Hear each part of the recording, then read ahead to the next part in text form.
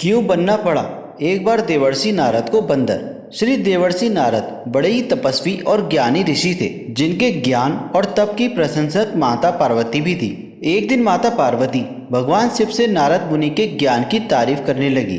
भगवान शिव ने माता पार्वती को बताया कि नारद बड़े ही ज्ञानी हैं, लेकिन किसी भी चीज का अहंकार अच्छा नहीं होता है। एक बार नारद को इसी अहंकार के कारण बंदर बनना पड़ा था। यह सुनकर माता पार्वती को बड़ा आश्चर्य हुआ। उन्होंने भगवान शिव से पूरा कारण जानना चाहा। तब भगवान शिव ने माता पार्वती को बताया कि इस संसार में कोई कितना ही बड़ा ज्ञानी क्यों ना हो, लेकिन भगवान श्री हरि विष्णु जो चाहते हैं वो उसे बनना ही पड़ता है। ऐसे ही नारद को भी एक बार अपने इसी तप और बुद्धि का अहंकार बहुत हो गया था। इसलिए नारद को सबक सिखाने के लिए भगवान श्री हरि विष्णु को एक युक्ति सूझी। हिमालय पर्वत में एक बड़ी पवित्र गुफा थी। उस गुफा के निकट गंगा जी बहती थी। वह परम पवित्र गुफा नारद जी को अत्यंत सुहावनी लगी। वहाँ के पर्वत, नदी और वन को देखकर नारद जी के हृदय में भगवान श्री हरि विष्णु के लिए भक्ति जाग उठी और वे वहीं बैठकर तपस्या में लीन हो गए। नारद मुनि की इस तपस्या से देवराज इंद्र भयभीत हो गए कि कहीं देवर्षि नारद अपने तप के बल से उनका स्वर्ग न छीन लें। देवराज इंद्र ने देवर्षि नारद की तपस्या भंग करने के लिए कामदेव को उनके पास भेज दिया। वहां पहुंचकर कामदेव ने अपनी माया से वसंत ऋतु को उत्पन्न कर दिया। पेड़ और पत्ते पर रंग बिरंगे फूल खिल गए, कोयल कूकने लगी और भंवरे गूंजने लगे। काम अग्नि को भड़काने वाली शीतल मंद सुगंध सुहावनी हवा चलने लगी। रंभा आदि अप्सराएं नाचने लगी, किंतु कामदेव की किसी भी माया का नारद मुनि पर किसी भी प्रभाव का असर नहीं पड़ रहा था। तब कामदेव को डर सताने लगा कि कहीं नारद मुझे श्राप न दे दे। इसलिए उन्होंने देवर्षि नारद से क्षमा मांगी। नारद मुनि को थोड़ा भी क्रोध नहीं आया और उन्होंने कामदेव को क्षमा कर दिया। कामदेव वापस अपने लोक में चले गए। कामदेव के चले जाने के बाद नारद मुनि के मन में अहंकार हो गया कि मैंने कामदेव को जीत लिया। वहां से नारद मुनि भगवान शिव के पास चले गए और वहां जाकर उन्होंने अपने कामदेव को हराने का हाल भगवान शिव को कह सुनाया। भगवान शिव समझ गए कि नारद को अहंकार हो गया है। भगवान शिव ने सोचा कि यदि इनके अहंकार की बात भगवान श्री हरि विष्णु जी जान गए तो नारद के लिए अच्छा नहीं होगा। इसलिए उन्होंने नारद से कहा कि तुमने जो बात मुझे बताई है उसे भगवान श्री हरि विष्णु को मत बताना। नारद जी को भगवान शिव की यह बात अच्छी नहीं लगी। नारद जी ने सोचा कि आज तो मैंने कामदेव को हराया है और ये भी मैं किसी को नहीं बताऊं, ऐसा तो संभव ही नहीं है। तब नारद जी श्री सागर पहुंच गए और भगवान शिव के मना करने के बाद भी नारद जी ने सारी कथा भगवान श्री हरि विष्णु जी को सुना दी। भगवान विष्णु जी समझ गए कि आज तो नारद को अहंकार ने घेर लिया है और अपने भक्त के अहंकार को भगवान विष्णु जी सह नहीं सके। इसलिए उन्होंने अपने मन में सोचा कि मैं एक ऐसा उपाय करूंगा कि जिससे नारद का घमंड भी दूर हो जाए और मेरी लीला भी चलती रहे। नारद जी जब भगवान श्री हरि विष्णु जी से विदा लेकर चले तो उनका अभिमान और भी बढ़ गया। वहीं भगवान श्री हरि विष्णु जी ने अपनी माया से नारद जी के रास्ते में एक बड़े ही सुंदर नगर को बना दिया। उस नगर में शीलनिधि नाम का वैभवशाली राजा रहता था। उस राजा की एक पुत्री थी जिसका नाम विश्व मोहिनी था।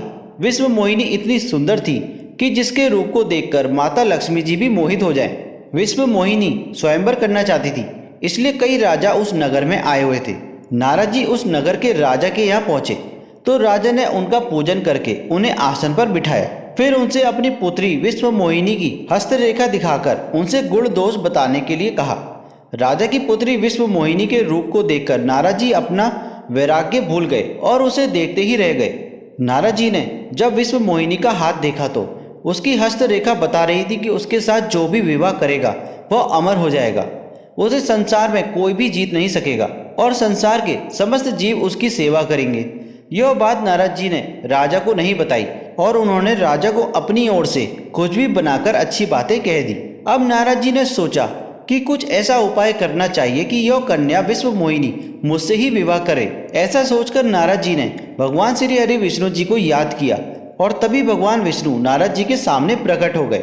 नारद जी ने भगवान विष्णु को सारी बात बताई और कहने लगे, हे नाथ, आप मुझे अपना सुंदर रूप दे दे ताकि मैं उस राजा की पुत्री विश्व मोहिनी से विवाह कर सकूं। भगवान श्री हरि विष्णु ने कहा, हे नारद, मैं वही करूंगा जिसमें तुम्हारी भलाई हो, क्योंकि यह सारी माया भगवान विष्णु जी की ही थी। तो भगवान विष्णु जी ने अपनी माया से नारद जी को बंदर का रूप दे दिया। नारद जी को यह बात समझ में नहीं आई। नारद जी समझे कि मैं बहुत सुंदर लग रहा हूँ। वहां पर छिपे हुए भगवान शिव के दो गणों ने इस घटना को देख लिया। देवर्षि नारद तुरंत विश्व मोहिनी के स्वयंवर में पहुंच गए और साथ ही भगवान शिव के वे दो गण भी ब्राह्मण का रूप बनाकर वहां स्वयंवर में पहुंच गए। वहां जाकर ब्राह्मण रूपी दोनों गण नारद जी को सुनाकर कहने लगे कि भगवान ने इन्हें इतना सुंदर रूप दिया है कि राजकुमारी विश्व मोहिनी केवल इन पर ही रिझेगी। उनकी बातें सुनकर नारद जी मन ही मन बहुत खुश हुए। स्वयं भगवान श्री हरि विष्णु जी उस स्वयंवर में भी एक राजा का रूप धारण कर आ गए। विश्व मोहिनी ने बंदर रूपी कुरूप नारद की तरफ देखा भी नहीं और राजा रूपी भगवान श्री हरि विष्णु जी के गले में वरमाला डाल दी। मोह और आकर्षण के कारण नारद मुनि की बुद्धि नष्ट हो गई थी। राजकुमारी द्वारा अन्य राजा को वरमाला डालते देख नारद जी परेशान हो उठे। उसी समय भगवान शिव के दोनों गरुड़ों ने ताना कसते हुए नारद जी से कहा, जरा दर्पण में अपना मुंह तो देखिए। तभी नारद जी ने जल में झांक कर अपना मुंह देखा और बंदर रूपी अपनी कुरूपता देखकर गुस्सा हो उठे। गुस्से में आकर उन्होंने भगवान शिव के ब्राह्मण रूपी दोनों गणों को राक्षस हो जाने का श्राप दे दिया। उन दोनों को श्राप देने के बाद जब नारद जी ने एक बार फिर से जल में अपना मुंह देखा तो अब उन्होंने अपना असली रूप फिर से वापस मिल चुका था। लेकिन भगवान श्री हरि विष्णु जी पर नारद जी को बहुत गुस्सा आ रहा था, क्योंकि भगवान विष्णु के कारण ही उनकी बहुत हंसी हुई थी। नारद जी उसी समय भगवान श्री हरि विष्णु जी से मिलने के लिए चल पड़े। रास्ते में ही उनकी मुलाकात भगवान श्री हरि विष्णु जी से हो गई। भगवान विष्णु जी के साथ माता लक्ष्मी जी और विश्व मोहिनी भी थी। उन्हें देखते ही नारद जी ने भगवान श्री हरि विष्णु जी से कहा, आप दूसरों की खुशियां देख ही नहीं सकते, आपके भीतर तो ईर्ष्या और कपट ही भरा हुआ है। समुद्र मंथन के समय आपने भगवान शिव को विष और राक्षसों को मदिरा पिला दिया और स्वयं माता लक्ष्मी को और कौस्तुभ मणि को ले लिया। आप बड़े ही धोखेबाज और मतलबी हैं, हमेशा कपट का व्यवहार करते हैं। आपने मेरे साथ जो किया उसका फल आप जरूर पाओगे। आपने मनुष्य रूपी एक राजा का रूप धारण करके विश्व मोहिनी को प्राप्त कर लिया, इसलिए मैं आपको श्राप देता हूँ कि आपको भी एक समय मनुष्य का जन्म लेना पड़ेगा। आपने मुझे एक स्त्री से दूर किया है, इसलिए आपको भी स्त्री से दूरी का दुख सहना पड़ेगा।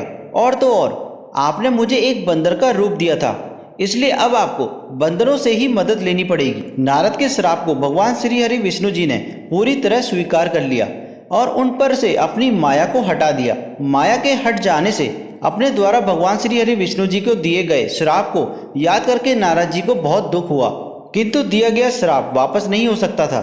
इसलिए भगवान श्री हरि विष्णु जी को त्रेता युग में भगवान श्री राम के रूप में मनुष्य बनकर अवतरित होना पड़ा। नारद जी के श्राप के कारण ही भगवान विष्णु जी को भगवान राम के रूप में अपनी स्त्री सीता से दूरी का दुख भी सहना पड़ा और वानरों की सेवा भी लेनी पड़ी।